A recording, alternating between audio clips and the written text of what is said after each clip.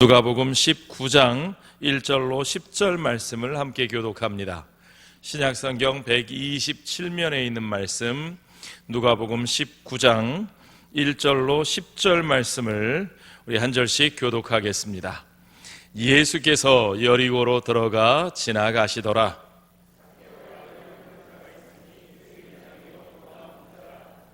그가 예수께서 어떠한 사람인가 하여 보고자 하되 키가 작고 사람이 많아 할 수 없어.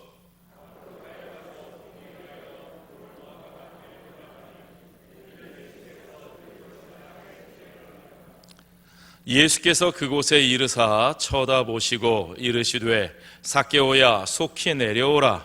내가 오늘 내 집에 유하여야 하겠다 하시니 무사람이 보고 수군거려 이르되 저가 죄인의 집에 유하러 들어갔도다 하더라.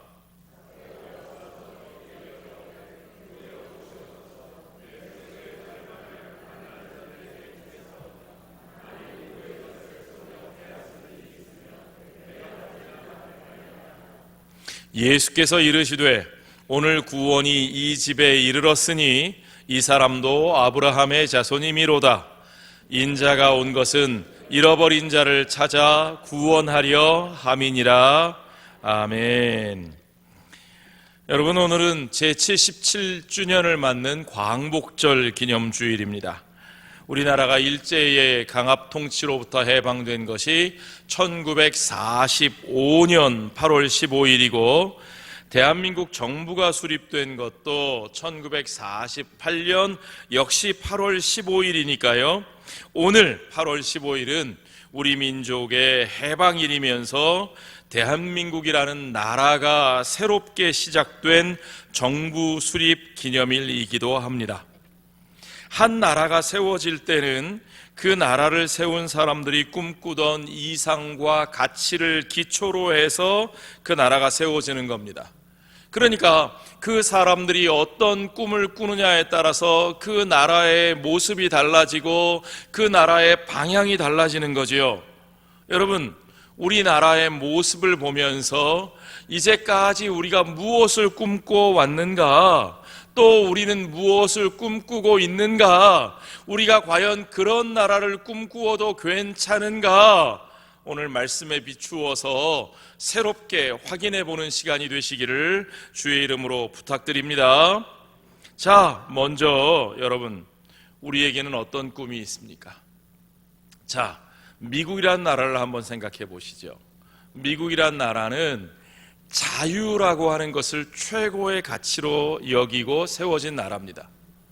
유럽에서 수많은 왕들, 귀족들, 또 종교 권력들의 압박을 받아온 사람들이 신대륙으로 건너와서 마음껏 자유롭게 장사할 수 있는 나라, 마음껏 자유롭게 농사 지을 수 있는 나라, 마음껏 자유롭게 살아갈 수 있는 나라를 꿈꾸고 그렇게 헌법을 만들었습니다. 그러니까 미국의 헌법에는 최대한 정부가 개인의 자유를 제한하지 못하도록, 제한할 수 없도록 헌법으로 만들어 놓았죠. 그 중에 대표적인 조항이 수정헌법 2조에 미국은 주나 개인이 무장할 수 있다. 주나 개인이 무기를 소지해서 자기들의 신변을 스스로 지킬 수 있는 민병대를 조직할 수 있다. 영어로 밀리샤라고 말을 하는데요. 그것이 수정헌법의 아주 두 번째 조항으로 딱 못 박혀 있습니다. 자, 문제는 뭐냐? 그 자유의 기초에서 세워진 미국이라는 나라가 지금 그 자유의 문제 때문에 굉장히 어려움을 겪고 있다는 거죠. 미국의 총기 폭력 사고가 아주 심각합니다. 여러분, 미국의 총기 폭력 문제가 얼마나 심각한지 제가 숫자로 한번 말씀을 드리겠습니다. 1968년도부터 2017년 사이에 미국에서 총기 폭력으로 목숨을 잃은 사람의 숫자가 무려 150만 명이 넘습니다.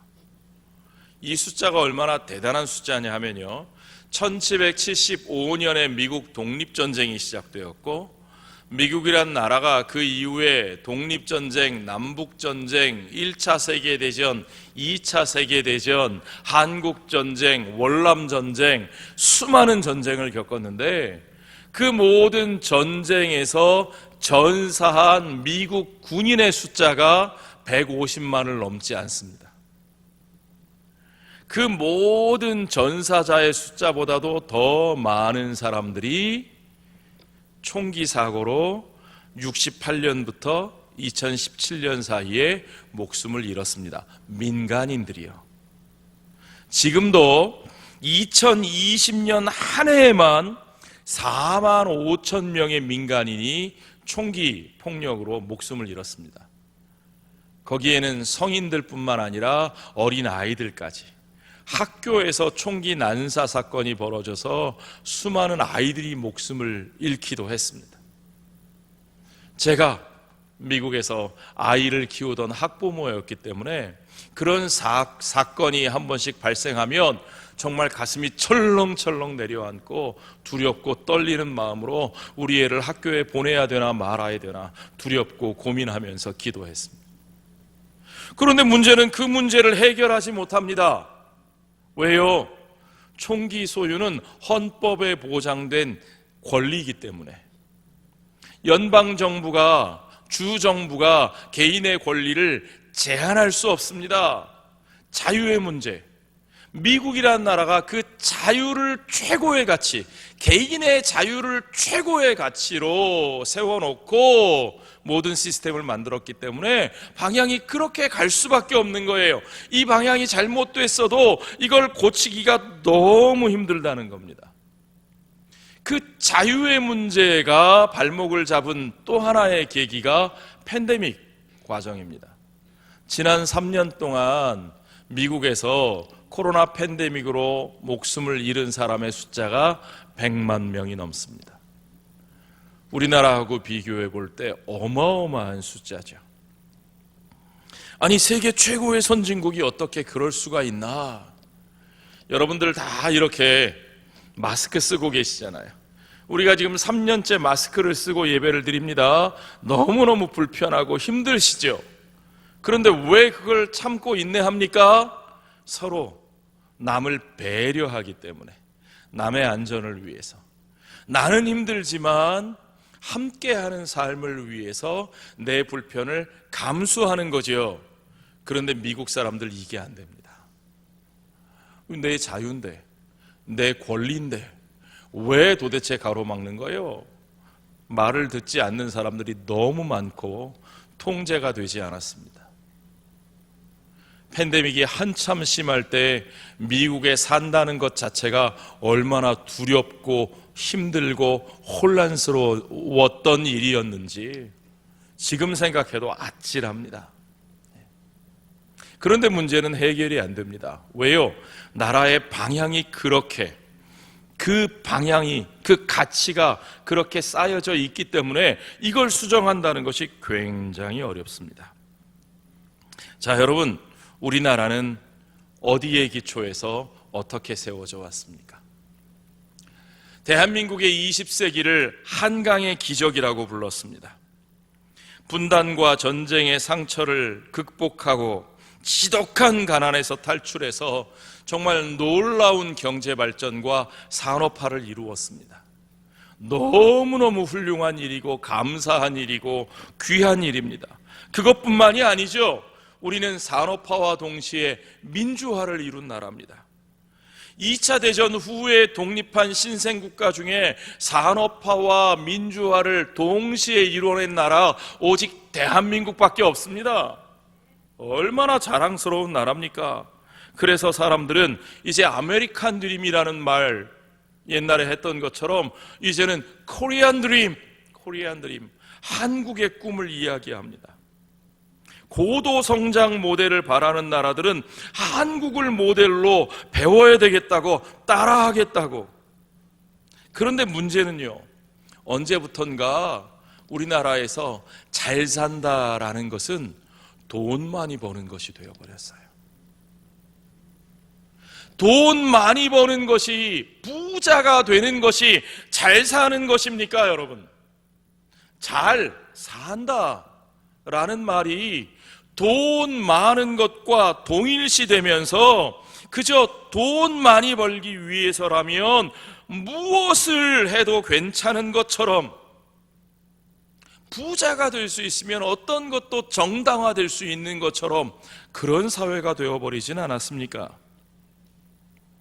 한강변에 저 엄청난 초고층 아파트들, 해운대에 와보고 제가 깜짝 놀랐습니다. 제가 여기서 살던 사람인데 20년 만에 돌아와 보니까 와, 한 군데도 못 알아보겠어요. 그 초고층, 저게 아파트 맞아요? 제가 살 때는 아파트가 5층짜리, 12층짜리, 높아봐야 24층짜리였는데 무슨 50층짜리, 70층짜리 초고층 아파트들에다가 길에는 와, 벤츠, BMW 막 삐까번쩍한 수입차들은 왜 이렇게 많습니까? 부산만 그런 거예요? 우리나라가 다 그렇습니까? 와, 얼마나 놀라운지요. 그러나 문제는 곧 드러났습니다. 우리가 이제까지 이루어 놓은 이 놀라운 성과들이 정말 우리에게 행복과 안전을 지속적으로 보장해 주는 것입니까? 여러분, 무엇을 위해 열심히 모아오셨습니까? 무엇을 위해 열심히 달려오셨습니까? 행복하려고요. 안전하게 살기 위해서 그랬던 거 아닙니까? 그런데 불과 하룻밤 만에, 무슨 일주일도 아니에요, 이틀도 아니에요, 하룻밤 만에 쏟아진 물폭탄에 서울 강남이 완전히 잠겨버렸습니다. 대한민국에서 가장 화려하고 가장 좋은 것들만 모아놨다고 하는 그곳이 완전히 물에 잠겨버렸습니다. 그리고 그 속에서 자기가 살고 있는 거처에서 빠져나오지 못해서 물에 잠겨 목숨을 잃은 가정들이 있습니다. 우리 사회의 민낯이 그대로 드러납니다. 강남의 그 고급 아파트들이 지하주차장에 물이 차서 그 엄청난 고급차들이 전부 다 침수돼 가지고 다 망가져서 쓸데없이 되어버렸습니다. 그런데요, 여러분, 재미있는 일은요, 침수당한 피해자들이 아니 피해를 드러내야 되잖아요. 피해를 얘기해야 되잖아요. 피해봤다고 보고해야 되잖아요. 그래야 보상받잖아요. 그런데 안 돼. 얘기하면 안 돼. 왜요? 아파트값 떨어질까 봐. 우리 동네 물 들어왔다고 소문이 나면 아파트값 떨어질까 봐. 그래서 침수 피해도 드러내지 말라고 하고 있다는 거예요. 이거 참 정상인가요? 아파트값이 모든 것의 기준이 되는 나라, 아파트값이 오르면 모든 사람이 행복하고 아파트값이 떨어지면 모든 사람들이 불행해지는 나라, 아니 거꾸로인가요? 이것이 과연 우리 가치 판단이 올바로 작동하고 있는 나라입니까? 중요한 것은 우리가 과연 무엇을 꿈꾸어 왔고 지금 무엇을 꿈꾸고 있는가 하는 것입니다.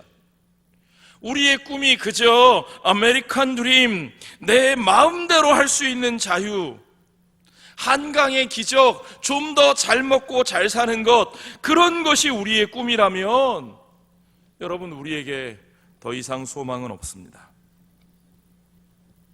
그러나 우리의 꿈, 우리가 바라보는 방향이 정말 우리의 소망 되신 예수 그리스도와 함께하는 예수 그리스도의 나라, 하나님의 나라를 꿈꾸고 있다면 우리는 좀 모자라도, 좀 부족해도, 좀 어려워도, 지금 캄캄한 상황 속에 있더라도 우리들의 꿈은 계속 이어지고 반드시 이루어질 것을 여러분 믿으시기 바랍니다.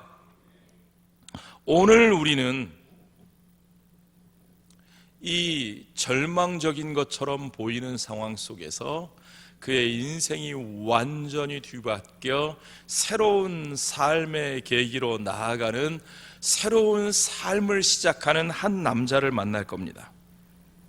그 사람의 이름은 삭개오입니다. 삭개오.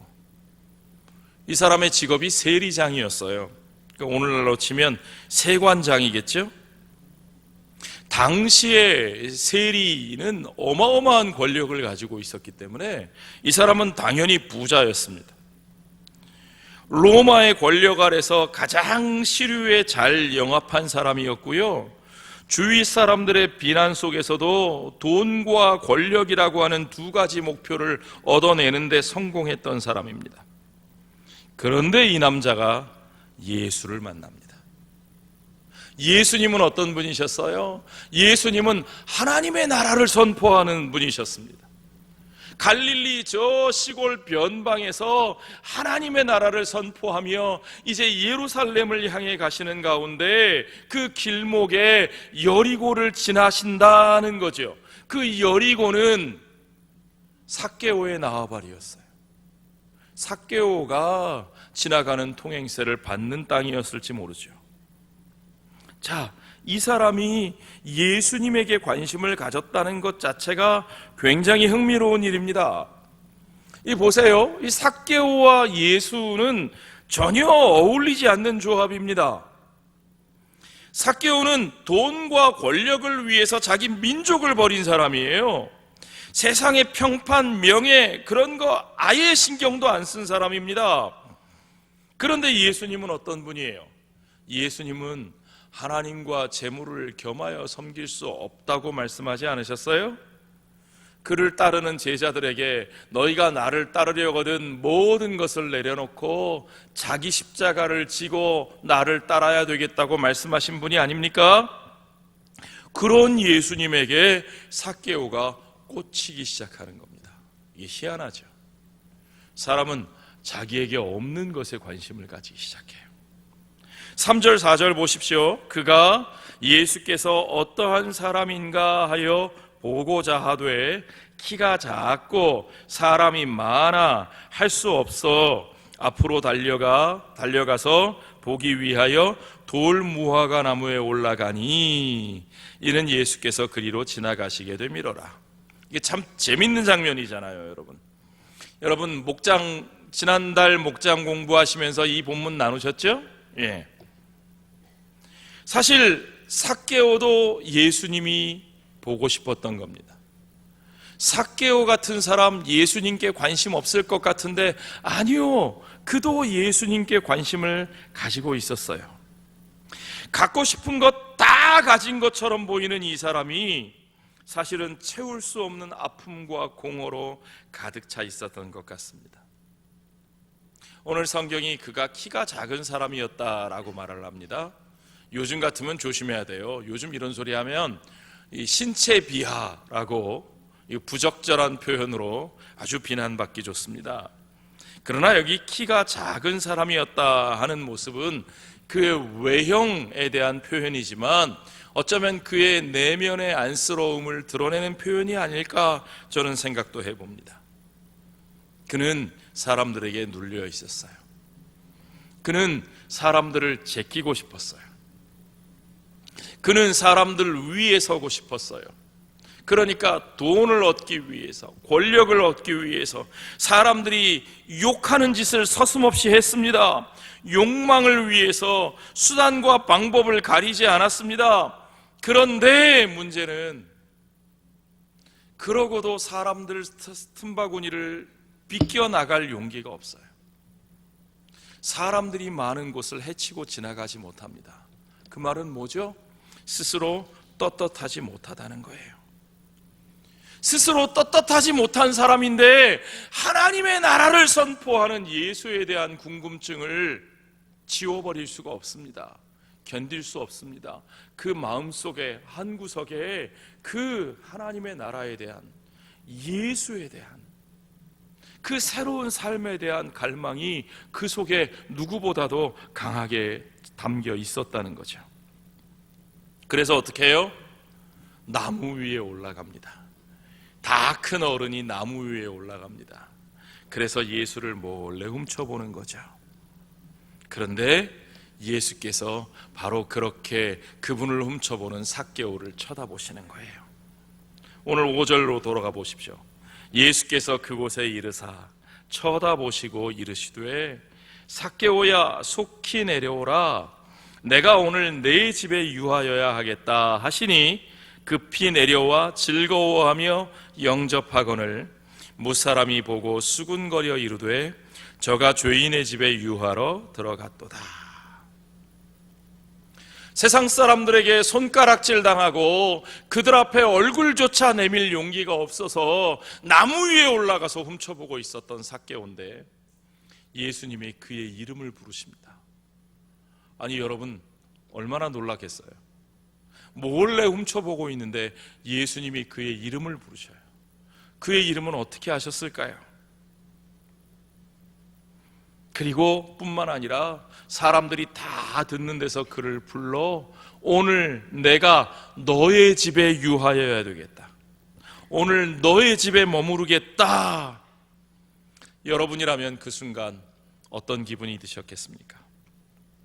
그분이 내 이름을 아시고 모든 사람들이 나를 사람 취급 안 해주는데, 모든 사람이 나를 손가락질하는데 나는 민족의 배반자요, 나는 하나님으로부터 버림받은 자라고 저 벌레 보듯 하는데, 그 하나님의 나라를 전파하는 예수께서 그의 이름을 부르시고 그를 불러내리시고 그의 집에 함께 들어가시고 그곳에서 함께 먹고 함께 마시고, 여러분 그때 그의 내면에 어떤 변화가 일어났을까요?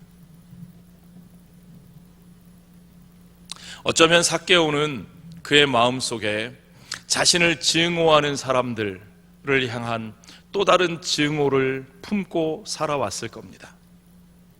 그래서 자신을 증오하는 사람들에게 보란듯이 오히려 더 악다구니를 쓰면서 더 돈에 집착하고 더 권력에 집착하고 더 사람들을 증오하는 그 증오가 그의 마음에 가득 차 있었을지도 모르죠. 그런데 이제 예수를 만나 그의 마음속에 그 모든 것들이 녹아내립니다. 예수가 그를 품어주시니 그가 이제는 그 모든 것들을 내려놓고 예수 안에서 완전히 새로운 삶을 경험합니다. 그때 사람들의 반응은 어떻습니까? 누가복음 15장 1절 2절 여러분 혹시 기억나세요? 모든 세리와 죄인들이 말씀을 들으러 예수께 가까이 나아오니 바리새 인구들과 서기관들은 어떻게 했어요? 수군거리며 이르되 이 사람이 죄인을 영접하고 음식을 같이 먹는다. 저 사람은 죄인을 영접하고 죄인들과 함께 먹는다. 그렇습니다. 말 그대로 예수님은 죄인을 영접하고 죄인들과 함께 잔치하셨습니다. 이제는 급기야 그 죄인 가운데 가장 대장 노릇하는 삭개오의 집에 들어가서 그곳에서 함께 유하시겠다.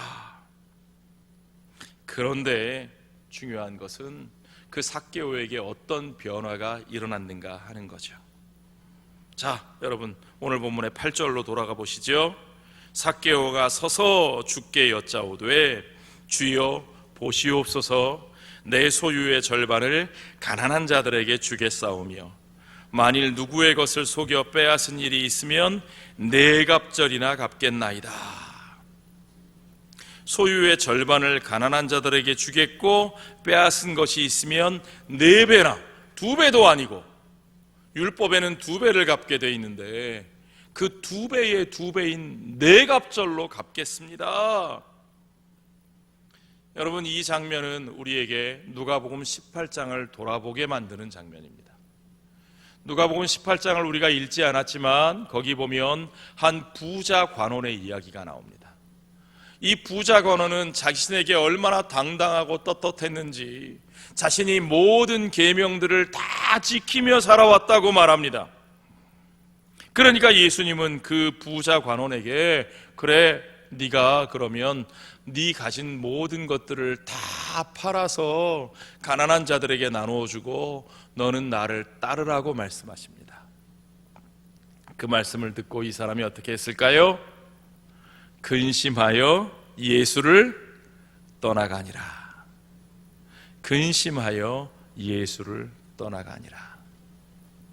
그렇게 당당하고 그렇게 번듯한 유대인 중에 유대인, 모든 사람의 칭송을 받는 그가 자기 재산을 버리고 나누어주고 나를 따르라고 하시는 예수님의 말씀에는 근심하여 예수님을 떠나갔다 그랬습니다. 그런데 오늘 이 삭개오, 그들이 죄인이라고 손가락질에 맞지 않는 이 사람에게 어떤 일이 일어납니까? 자기 재산의 절반을 가난한 자들에게 나눠주고 빼앗은 것은 네 갑절이나 갚고도 남는 게 있을까요? 아니요, 아마 남는 게 없고 박박 긁어서 다 털어서 그가 빈털터리가 될지도 모르겠습니다. 그러나 그에게 더 이상 그런 계산은 중요하지 않습니다. 왜요? 그에게 있어서 가장 소중한 것, 그것은 곧 예수 그리스도를 만나 그가 새로운 사람으로, 예수 그리스도의 은혜 안에, 그의 사랑 안에서 새로운 사람으로 변화받아 이제 그가 그토록 얻기 원했던 진정한 가치를 온전히 얻었기 때문인 것이죠. 자, 여러분, 이 놀라운 은혜의 역사가 일어나는 것을 보십시오. 누가복음 18장 25절에 보면 그 부자 청년이 근심하여 돌아간 후에 예수님께서 이렇게 말씀하셔요. 낙타가 바늘기로 들어가는 것이 부자가 하나님의 나라에 들어가는 것보다 쉬우니라. 제자들이 그 말씀을 듣고 깜짝 놀랐습니다. 아니, 그러면 도대체 누가 천국에 들어갑니까? 그렇게 천국 들어가는 게 어려우면 누가 천국에 들어갑니까? 누가 구원을 얻을 수 있습니까? 18장 27절에서 예수님 말씀하시기를 이르시되 무릇 사람이 할 수 없는 것을 누가 하신다고요? 하나님은 하실 수 있느니라. 사람이 할 수 없는 그 일, 그 번듯한 유대인도 할 수 없었던 그 일을 하나님은 삭개오에게 이루어 주시는 것을 믿으시기 바랍니다. 그 모두에게 손가락질을 받는 그 사람에게 그 놀라운 변화의 역사가 일어납니다. 삭개오가 회개의 증거를 내어놓죠. 예수님, 오늘 내가 네 집에 머물겠다고 말씀하신 뿐만 아니라 오늘 구원이 이 집에 이르렀으니 이 사람도 누구의 자손이라고요? 아브라함의 자손이라. 아멘. 이 사람은 민족으로부터 버림받은 사람이에요. 아니, 자신이 민족을 버렸던 사람이죠. 그러니까 이 사람은 하나님으로부터 버림을 받은 사람이라는 뜻이에요. 그러나 주님은 이제 그가 아브라함의 자손이라고 선포하십니다. 오늘 구원이 이 집에 이르렀다고 선포하십니다. 아브라함의 자손이라는 말은 뭡니까? 하나님이 택하여 부르신 삶, 하나님이 복 주신 삶, 그를 통하여 천하 만민이 복을 받게 하시는 삶. 오늘 주님은 이 삭개오의 삶을 통하여 이제 천하 만민이 복을 받게 하시는 그 놀라운 새로운 역사를 이루겠다고 선포하시는 것을 여러분 믿으시기 바랍니다. 그것이 주님이 이 땅에 오신 목적입니다. 이것이 바로 주님이 꿈꾸신 하나님 나라의 모습입니다.